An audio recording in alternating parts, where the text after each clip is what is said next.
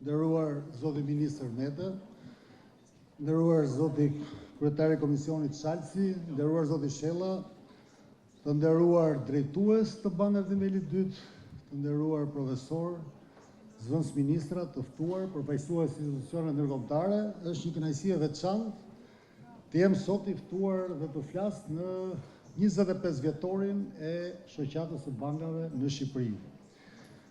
Në fakt, sistemi bankar dy nivelor shqiptar daton edhe pak më herët, pra prej 32 vjetësh, nga viti 1992, por shoqata bankave është themeluar në vitin 1999. Sikurse u përmend nga kryetari i shoqatës, gjatë këtyre viteve, jo vetëm 25 viteve, por gjatë 32 viteve të sistemit bankar dy nivelor në Shqipëri, janë bërë ndryshime radikale, ndryshime të pa imagjinueshme. Po të kthejmë kokën mbrapa, është një ndryshim kaq i madh saqë ne vetë nuk do ta besonim. Unë do t'i referohem pak disa shifrave në numra klientësh më pas. Por ajo që dua të them në mënyrë të përmbledhur, pasi fjalimi mund shkonte 2 orë nëse unë do të përmendja të gjitha rritjet që ka bërë sistemi bankar në këto vite, ajo që doja të thoja është se në 10 vjeçarin e parë të tranzicionit sistemi bankar u përball me privatizimin e bankave. Ndërkohë pas 10 vjeçarit të parë vazhdoi procesi i privatizimit dhe sistemi financiar shqiptar, sikurse e gjithë ekonomia e Shqipërisë, ka kaluar një numër të madh krizash, goditjesh të forta që kanë qenë për ekonominë shqiptare, po ashtu dhe për sistemin bankar. To duhem përmendur, pasi kur kalon koha duket sikur ka qenë lehta, por realisht kanë qenë goditje shumë forta, të cilat sistemi bankar, shoqata e bankave që përfaqëson sistemin bankar, i ka përballuar me shumë sukses. Bile me më shumë sukses se sa vendet e rajonit. Nëse do t'i referohemi vetëm dekadës së fundit, ne kemi kaluar disa kriza, si kriza e borxheve në Eurozonë, që ishte, ose kriza globale financiare 2008-ës, kriza e borxheve ishte pak më e vonë, që ishte kriza greke e viteve 2014-2015. Ne kemi kaluar gjithashtu tërmetin dhe pandeminë, që ishte një goditje e fortë si krizë. Kemi kaluar krizën e luftës në Ukrainë, që është kriza e inflacionit. Të gjitha këto kriza janë mirë menaxhuar, me një kooperim dhe një bashkëpunim shumë të mirë sigurisht të qeverisë shqiptare, të Bankës së Shqipërisë, por pa diskutim me një rol esencial, thelbësor të bankave të nivelit dytë, shoqatës bankave. Vetëm po të referohemi goditjes që pati sistemi nga kriza globale financiare, në goditja filloi që nga viti 2010, në fakt në përkeqësimin e portofoleve, po në vitin 2014-2015, kredia e keqe, kredia me probleme, arriti në nivelin e 25% të totalit kredive. Shifra alarmante kjo, për të gjithë shtetet e rajonit ne ishim kampion. Reforma e ndërmarrë, plani i masave i ndërtuar nga qeveria shqiptare në bashkëpunim me Bankën e Shqipërisë, duke adresuar në disa ndryshime ligjore dhe rregullative të ndjekura me seriozitet nga qeveria, nga Banka e Shqipërisë, po dhe nga bankat të nivelit 2 në këto vite, bën që niveli kredive me probleme të binte nga niveli 25% në nivelin e 4.6% që ne jemi sot. Kjo është një sukses, kjo është një arritje me shumë punë dhe djers gjatë gjithë këtyre viteve. Një sfidë e madhe tjetër gjatë këtyre viteve për bankat, për shoqatën e bankave dhe për ne vetë ka qenë në konsolidimi i sistemit bankar. Nuk do të harrojmë që ne u përballëm si pasojë e krizës globale financiare me tërheqjen, me daljen me strategjitë të daljes të disa bankave, emrave të mëdhej që operonin në Shqipëri, nuk dua t'i përmend, por ju të gjithë i dini, banka franceze, greke e tjera, duke lënë rajonin, jo vetëm Shqipërinë. Sfidë shumë e madhe ishte për sistemin bankar dhe për ne si autoritete publike të menaxhonin portofolin e kredive me probleme, të menaxhonin ristrukturimin e sistemit bankar me objekt konsolidimin e sistemit bankar për të ulur numrin e bankave në mënyrë që të kishim një konkurrencë sa më të shëndetshme. Dhe kjo sfidë u përballua me shumë sukses dhe këtu përsëri roli i bankave ka qenë esencial.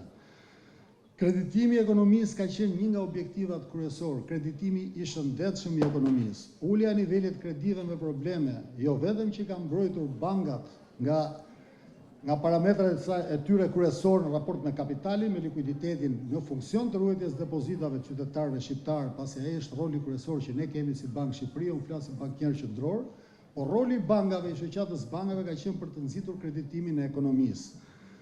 Ka shumë shifra pozitive. Kreditimi i ekonomisë vetëm 5 vjetët e fundit ka një rritje akumulative në 40%.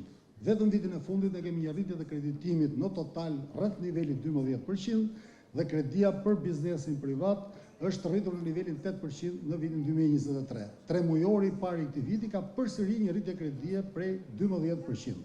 Këto janë shifra premtuese, inkurajuese dhe gjithashtu rezultat i punës së shoqatës bankave të sistemit bankar. Një sfidë e fuqishme që ka pasur, një goditje të fuqishme dhe sfidë të madhe që ne sistemi bankar, shoqata bankave, po si sot jemi për 25 vjetorin, duhet kujtojmë disa momente të arritura suksesi, ka qenë pandemia.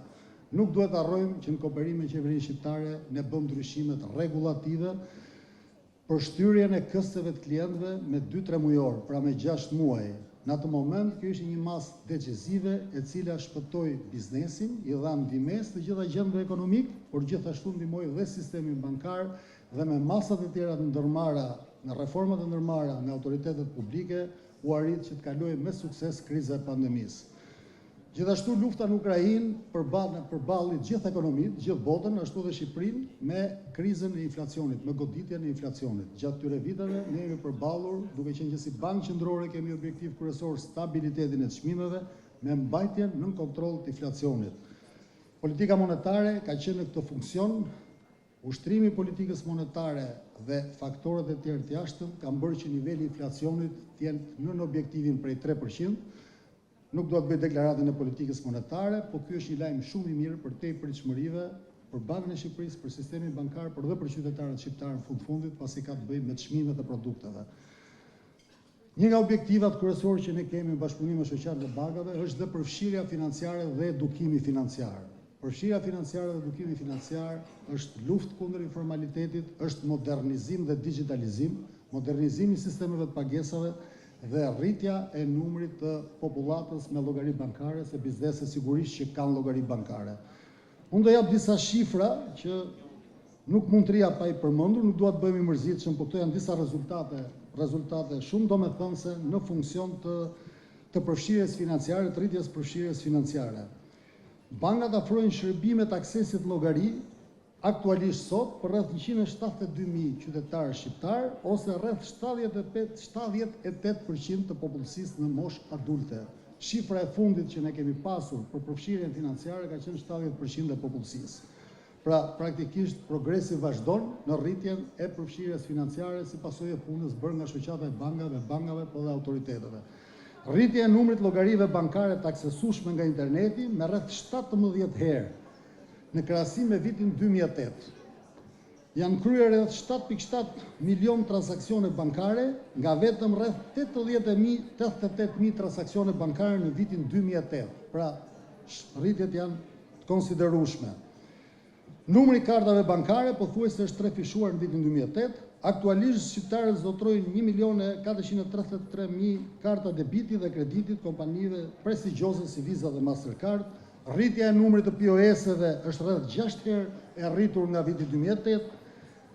Numri i pagesave me kartë bankare është rritur 83 herë nga viti 2008. Shqiptarët në vitin 2023 kanë kryer mesatarisht 11 pagesa për frym nga 0.3 pagesa për frym në vitin 2008 me këtë instrument. Ka dhe shifra tjera më shumë, po këto janë tregues që mjaftueshëm tregojnë punën e bërë nga bankat e nivelit 2. Nuk do të dua të zgjatem se ka shumë arritje. Unë jam shumë i kënaqur dhe ndjehemi nderuar i privilegjuar që ka mundësi të përshëndes 25 vjetorin e shoqatës bankave. Shoqata e bankave është një interlokutor shumë i mirë në të gjithë reformat në punët që ne bëjmë midis Bankës Shqipërisë, qeverisë shqiptare dhe vetë sektorit, po dhe bizneseve. Unë do doja të falenderoja autoritetet, ministrin, parlamentin, kryetarin e parlamentit për kooperimin që kemi pasur dhe gjithashtu pa diskutim radh parë drejtuesit e bankave, shoqatën e bankave. Kemi pasur një kooperim jashtëzakonisht të mirë në drejtim të reformave të ndërmarra në funksion të mbështetjes ekonomisë shqiptare dhe të rritjes së zhvillimit ekonomik të vendit. Ju uroj shumë suksese dhe për 25 vjet të ardhshëm shifrat janë shumë fishuar. Faleminderit.